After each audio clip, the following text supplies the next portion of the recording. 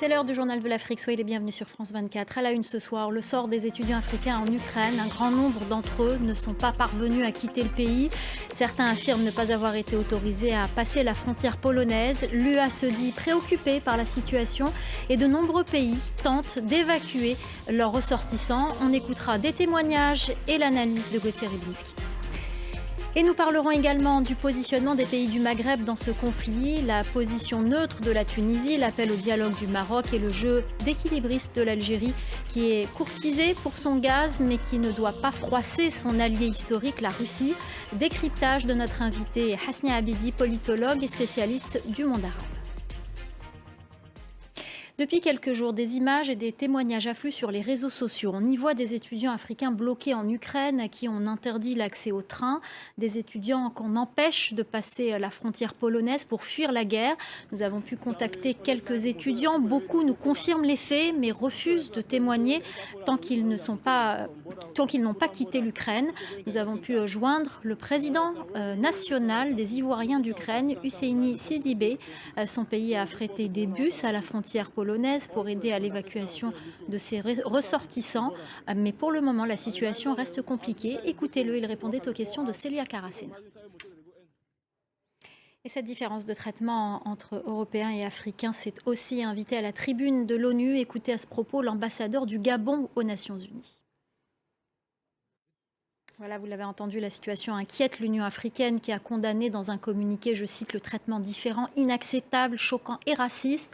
Ce phénomène va à l'encontre des valeurs que défend l'Union européenne, comme nous l'explique Gauthier Rybinski. Écoutez.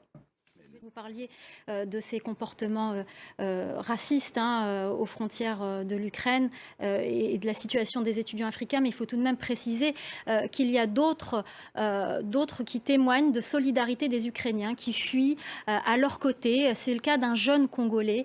Il a été joint par nos équipes. Écoutez-le. Gauthier, quand on suit... C'est très bien, il vaut mieux prévenir que guérir, mais c'est parfait quand il y a ce genre de témoignage. Absolument. Et il faut le souligner, il y a d'autres témoignages aussi sur des Hongrois, des Polonais qui apportent des couvertures à toute personne, quelle que soit leur couleur de peau, à la frontière ukrainienne. C'est parfait, c'est le minimum. Voilà. Gauthier, quand on suit l'actualité africaine, on ne peut pas s'empêcher de se poser cette question. Que se passe-t-il dans les cercles du pouvoir maliens et centrafricains qui ont choisi Moscou comme allié? Est-ce que cette guerre, finalement, les conforte dans leurs décisions ou la situation est plus que jamais incertaine? Au Sénégal, ce sont des familles qui s'inquiètent. Le parrain de Samba Diallo, l'attaquant du Dynamo Kiev, est sans nouvelles de lui. Il nous a fait part de son angoisse. Écoutez-le, il répondait aux questions de notre correspondant à Dakar, Eliman Dao.